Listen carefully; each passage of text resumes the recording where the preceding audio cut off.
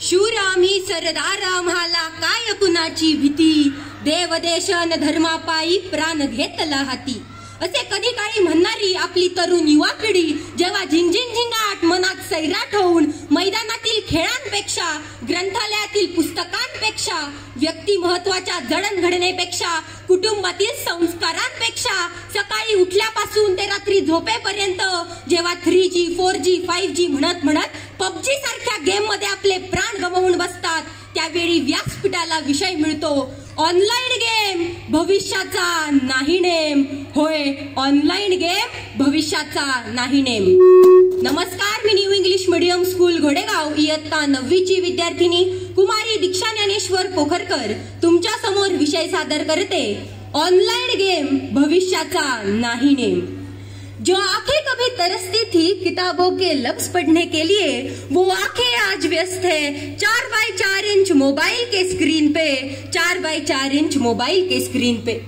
मित्रांनो, एकदा घरात एक तरुण युवक जेवत बसला होता.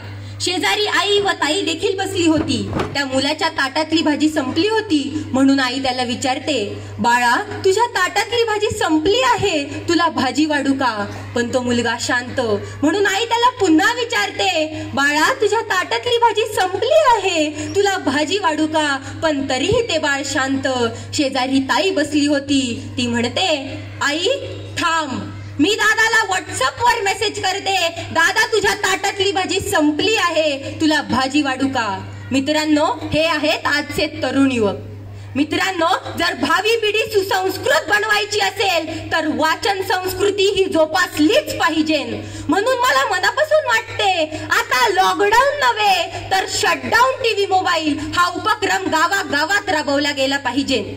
मित्रांनो, स्वामी विवेकानंद म्हणतात की त्या देशाचे भविष्य, त्या देशातील मुले संध्याकाळी कुठे आहेत यावर ठरते. तर जर का मुले मैदानावर असतील तर तो देश सुदृढ बनतो, ताकदवान बनतो. पण आज तीच मुले मोबाईलवर व्यस्त आहेत, फक्त आणि फक्त ऑनलाईन गेम खेळण्यात व्यस्त आहेत.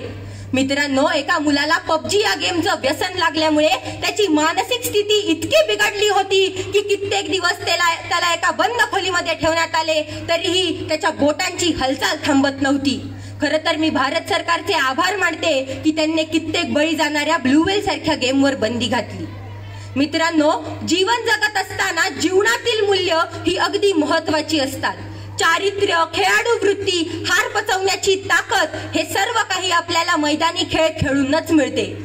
ऑनलाईन गेम मध्ये कसले आले ते मूल्य आणि कसले आले ते संस्कार, पण मी म्हणते नको ते मूल्य आणि नको ते संस्कार घडवण्याचं चुकीचं साधन म्हणजेच ऑनलाईन गेम. मित्रांनो, अरे काहींना जेवताना सुद्धा गेम खेळायला लागतो आणि त्याच्याही पलीकडे जाऊन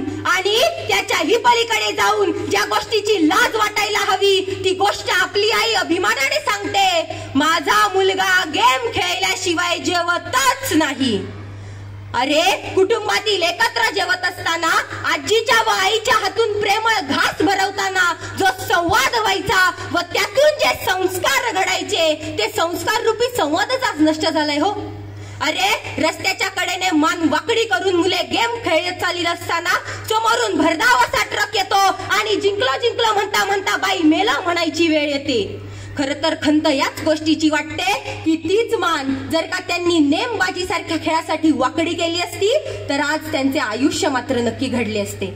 अरे, काही पालक आज अभिमानाने सांगतात, माझा मुलगा ऑनलाईन गेम खेळतो, तो खूप हुशार आहे. पण त्यांना हे कळत नाही की त्या मुलाचे जीवन अंध करणे झाल्याशिवाय राहणार नाही.